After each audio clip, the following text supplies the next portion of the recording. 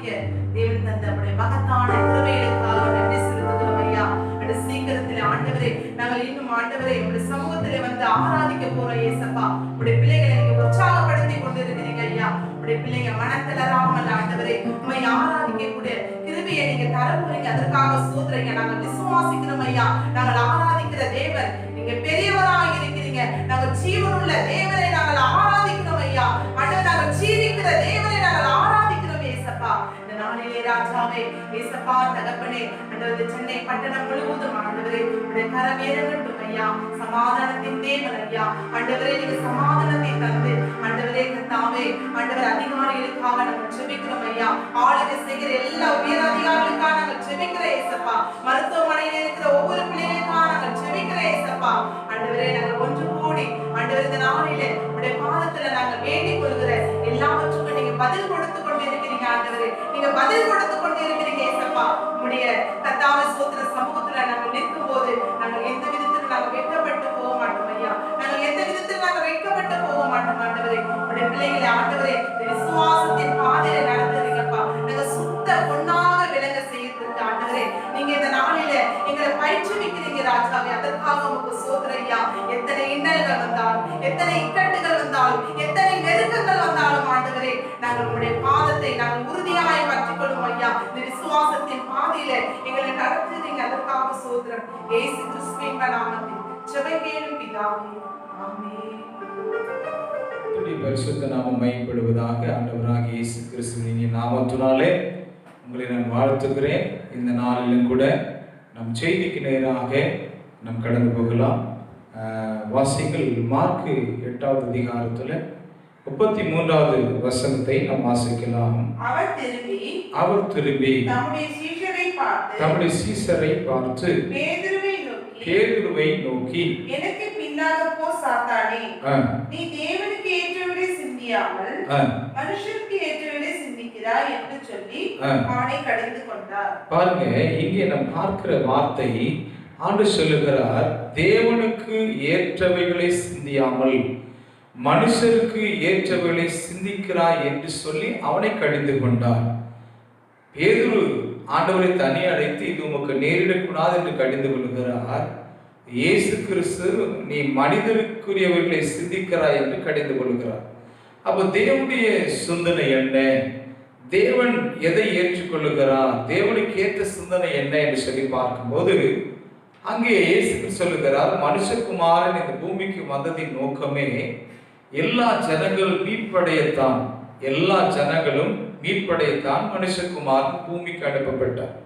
இப்ப இந்த பூமிக்கு அனுப்பப்பட்ட மனுஷகுமாரன் அவர் கல்வாரி சிலுவையில பல பாடுகளை பட்டு சிலுவையில் மரித்து 3ஆம் நாள் உயிரோடு எழுந்திருக்க வேண்டும், எல்லா நாமத்துக்கும் மேலான நாமத்தை உடையவராய் எழுந்திருக்க வேண்டும் என்பது தேவனுடைய திட்டமாய் இருக்கிறது. அந்த திட்டத்தை அவர் சீசரிடத்துல சொல்லும் போது சீசர்களில் ஒருவரான பேதுரு இது நடக்கக்கூடாது என்று நினைக்கிறார். ஏனென்று சொன்னால் நாம் கூட மாம்சத்தில் இருக்கும்போது நம் மாம்சத்துக்கு நன்மைகளை எல்லாம் எதிர்பார்ப்போம். நம் மாம்சத்துக்கு எதெல்லாம் சுகமாய் இருக்கிறதோ, சுகபோகமாய் இருக்கிறதோ, ஆசீர்வாதமாய் இருக்கிறதோ அவையெல்லாம் இந்த மாம்சம் ஏற்றுக்கொள்ளும்.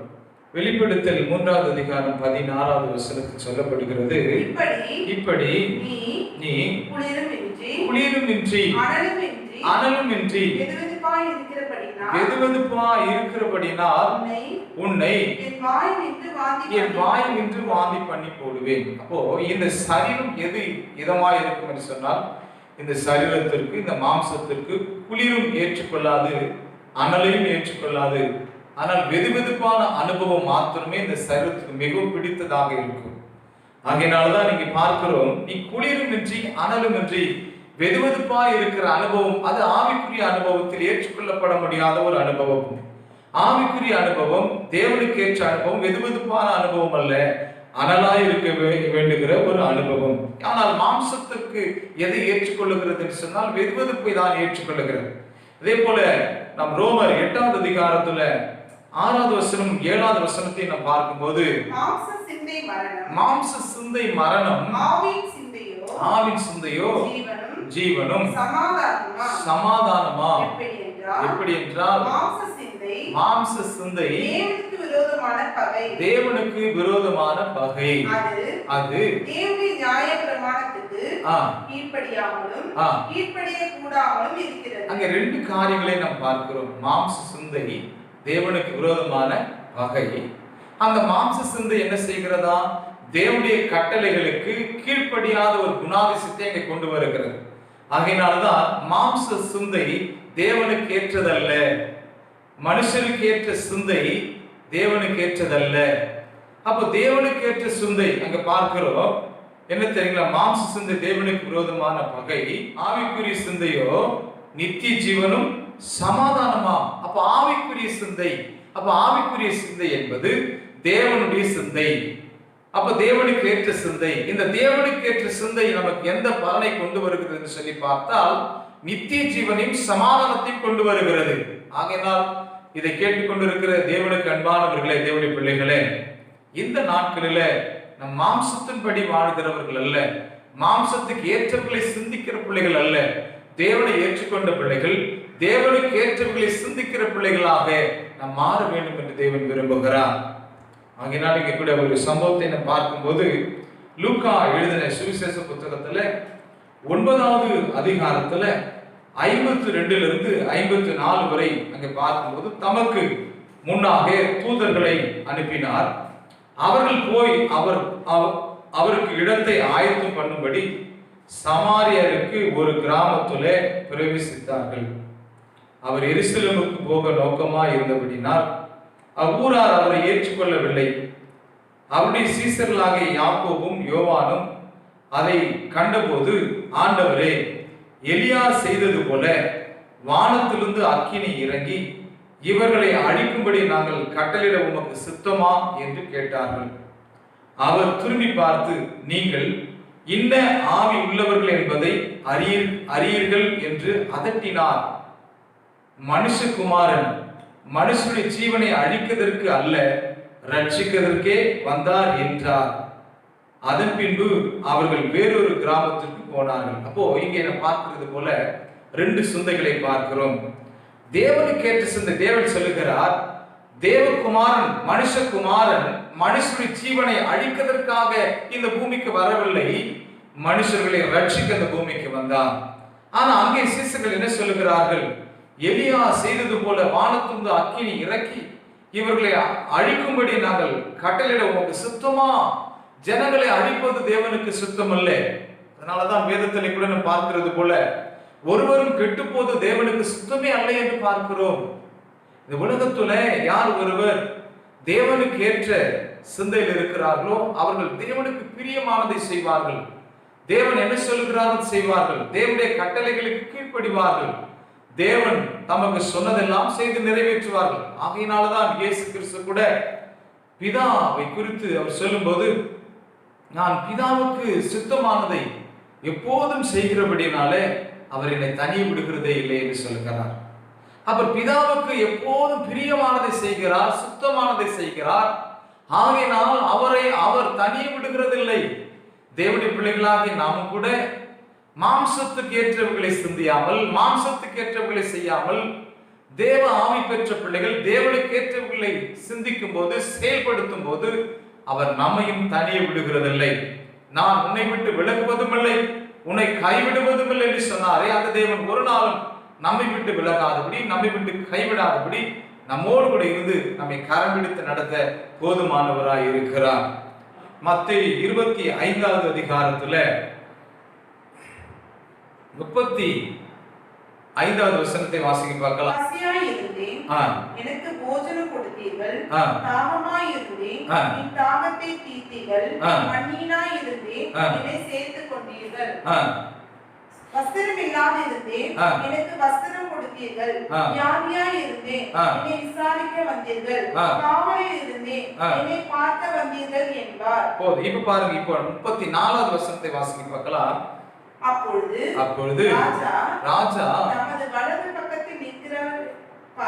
தமது வலது பக்கத்தில் நிற்கிறவர்களை பார்த்து, வாருங்கள், என் பிதாவினால் ஆசீர்வதிக்கப்பட்டவர்களே, உலகம் உண்டானது முதல் உங்களுக்காக ஆயத்தம் பண்ணப்பட்டிருக்கிற ராஜ்யத்தை சுதந்திரித்துக் கொள்ளுங்கள் என்றார். அப்போ யாருக்கு இந்த சுதந்திரம் கிடைத்தது என்று சொல்லி பார்க்கும்போது நாம் அங்கே வாசித்தது போல 35வது வசனத்திலிருந்து வாசித்தது போல என்ன சொல்ற 40வது வசனத்தை கூட நாம் வாசிக்கும் போது இந்த சிறியர்களாக எதை வாசிங்க, அதற்கு ராஜா பிரதித்திரமாக மிகவும் சிறியவராகி என் சகோதரரான இவர்களில் ஒருவருக்கு நீங்கள் எதை செய்தீர்களோ அதை எனக்கே செய்தீர்கள் என்று மெய்யாகவே உங்களுக்கு சொல்லுகிறேன் என்றார். என்ன சொல்றாருன்னா தேவனுக்கு ஏற்ற சிந்தை என்ன தெரியுங்களா? ஏழைகளை நேசிக்கிறது. அதே போல அங்க சொல்லப்படுறது போல இந்த சிறியர்களாகிய யாருக்கு நீங்கள் எதை செய்தீர்களோ அதை எனக்கே செய்தீர்கள், கர்த்தருக்கே செய்தோம் என்று சொல்லி சொல்லப்படுகிறது. ஏழைக்கு இறங்குறவன் கர்த்தருக்கு கடன் கொடுக்கிறான் என்று வேதம் சொல்லுகிறது.